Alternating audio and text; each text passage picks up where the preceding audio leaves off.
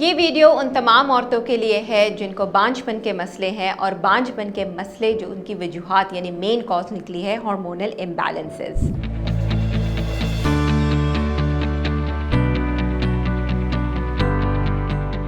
Assalamu alaikum, this is Dr. Ruhina Gul. I'm a clinical sexologist and a fertility consultant, Hamid Latif Hospital, Lahore.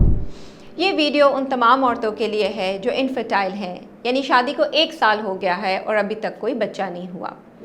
जब आप अपने doctor के पास जाते हुए infertility की कॉज मालूम करने के लिए तो आपको डॉक्टर बहुत से हार्मोनल टेस्ट देता है। उन हार्मोन में सबसे टॉप पे आता है FSH, LH, TSH, prolactin, AMH। ये सारे वो ब्लड टेस्ट हैं जो डिरेंज हों तो इनफर्टिलिटी हो सकती है। बात करेंगे FSH की। FSH एक ऐसा हार्मोन है जो आपकी बॉडी में फॉलिकल यानी अच्छा एग बनाता है और उसमें मदद करता है।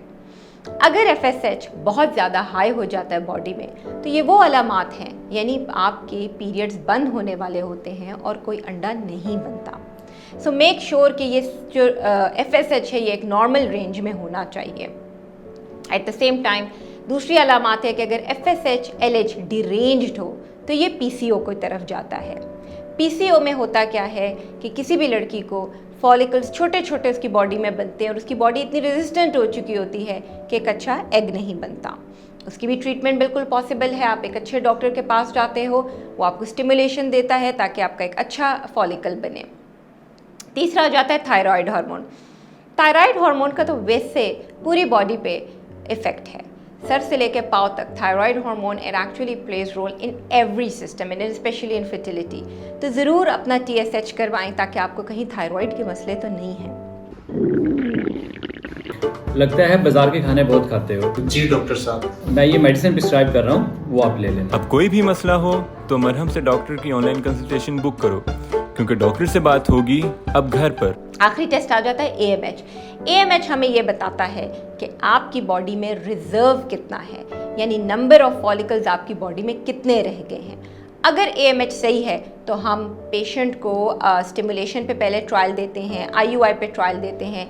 ये कामयाब नहीं होते तो फिर IVF की तरफ जाते हैं। लेकिन अगर AMH लो है यानी बॉडी में रिजर्व ही लो है, ओवरीज में आपके फॉलिकल्स ही कम हैं, तो फिर आपका जो प्रोसीजर है कोई भी फर्टिलिटी के लिए उसमें हम थोड़ी सी तेज़ी लाते हैं, क्योंकि जब AMH लो होता है इसका मतलब है कि वो बहुत तेज़ी से आपके जो रिज़र्व है वो कम होगा। सो आइडियल सिचुएशन अगर AMH लो है then the treatment of choice is IVF। लेकिन ये सारे हार्मोन्स करके प्लीज़ अपने एक अच्छे डॉक्टर से रुजू करें ताकि वो आपको बताए कि इन हार्मोन्स के रीड करके आपको बताए कि कॉज ऑफ इनफर्टिलिटी क्या है। अगर आपने और कुछ पूछना है, do not hesitate to contact doctor Ruhina Gul, Hamid Latif hospital, Lahore.